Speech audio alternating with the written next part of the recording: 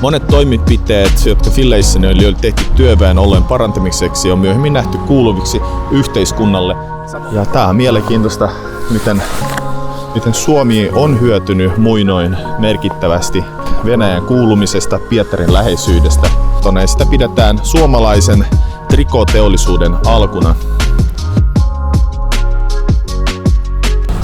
Moi vaan kaikki, tässä on Igor in Russia ja tässä jaksossa mä jatkan Tampereen tutkimista. Tampereella on Venäjän vaikutus itse asiassa erittäin hyvin näkyvissä, sillä tämä kaupunki on kehittynyt suuresti tiettyjen tsaarin päätösten ansiota sekä tietenkin sitten venäläistaustaisten, Saksan venäläisten taustaisten tai Venäjältä Pietarista tulleiden liikemiesten vaikutuksesta. Eli tietenkin olemme Finlaysonin alueella ja takanani on Finlayson palatsi, josta tässä sitten jaksossa me tutustutaan von Notbeckien suvun historiaan. Mä oon Igor Russia, mä tutkin Suomen venäläisiä juuria, joten tilaa kanava ja jatka katsomista.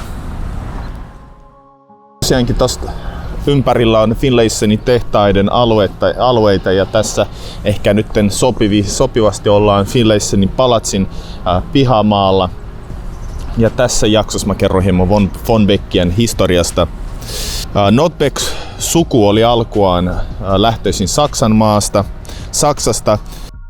Wilhelm von Notbeckin isä Karl Samuel Notbeck oli 5. polven tallinnalainen keisarillisen Venäjän alueen Tallinnassa. Ja hän solmi avioliiton 1809, eli silloin kun Suomesta tuli osa Venäjää, puoliso Charlotte Dorothée von Zurmühlenin kanssa. Ja hän oli tallinnalaisen raatimiehen tytär, alkuaan myöskin saksalaista sukua. Ja perheen pojat Karl sekä Wilhelm syntyivät sitten Pietarissa. Vanhempi pojista Karl tuli isänsä jälkeen Finlaysonin tehtaan Pietarin konttorin johtajaksi ja nuorempi Wilhelm muutti Tampereelle valmistuakseen tehtaan johtajan tehtäviin.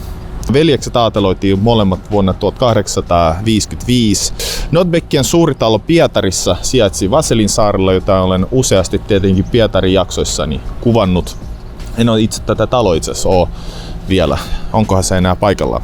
Notbeckien kotikielenä Pietarissa oli saksa, mutta kodin ulkopuolella ne puhui sitten kuitenkin venäjää. Sitten Marie-Élysée Constance von Mengden oli syntynyt Liivinmaalla 1824 kreivi Georg Friedrich von Mengden ja hänen puolisonsa Anna-Maria Constanzen oma suku Gersdorf tyttärenä ja suku oli saksalainen ja tämä suku kuului Baltian maiden Venäjän korkeimpaan aateliin. Sukulaissuhteidensa kautta hän oli läheisissä suhteissa Venäjän keisarilliseen hoviin. Tampereella Wilhelm Notbeck saapui 20-vuotiaana nuorukaisena 1836. Hän ryhtyi isännöitsijä Ferdinand Uuden rinnalla perehtymään Finlaysonin tehtaan toimintoihin. Ja ennen siirtymistään tehtaan johtoon Notbeck perusti puuvillatehtaan yhteyteen trikootehtaan. 1836 nämä tehtaan uudet omistajat perustaneet Stocking Manufacture Tammerfors nimisen sukkatehtaan, joka toimi puuvillatehtaan alaosastona ja sitä pidetään suomalaisen trikooteollisuuden alkuna.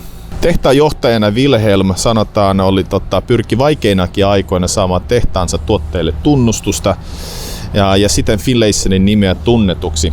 Työntekijöiden määrä kasvoi Notbeckien aikana eli 1200-luvun loppuun mennessä 48 liki 2000 ja Finlaysonista kehittyy hyvin toimiva oma yhdyskuntansa ja se näkyy tässä alueella aika hyvin.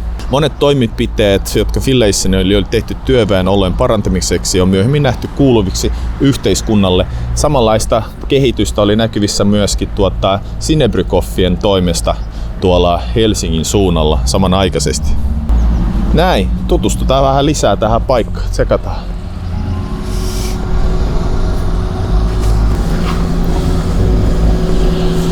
Mielenkiintoistahan on, että ihan tästä lähellä on Tampereen vanhimman muistomerkin Venäjän Kotkan, mikä se nimi onkaan, mä en muista, niin on patsas tai muistomerkki ihan tuossa lähellä.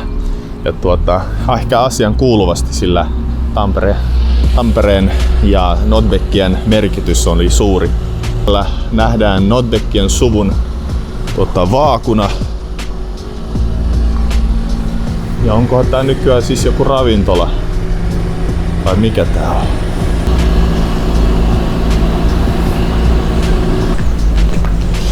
Tää on tietenkin tosi hurja tää siistin näköinen piha-alue.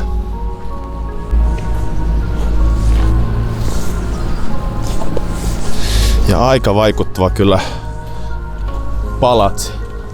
En sanoisi ihan kuitenkaan palatsi, kun on nähnyt niin paljon Pietarissa paikkoja, niin, mutta hieno kartano, vaikka palatsiksi kutsutaan. Täällä takapuolella sitten ihan kosken vieressä on hieno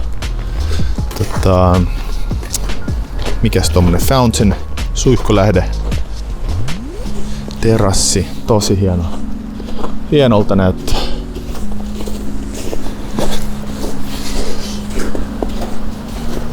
Ei voi muuta kuin ihailla.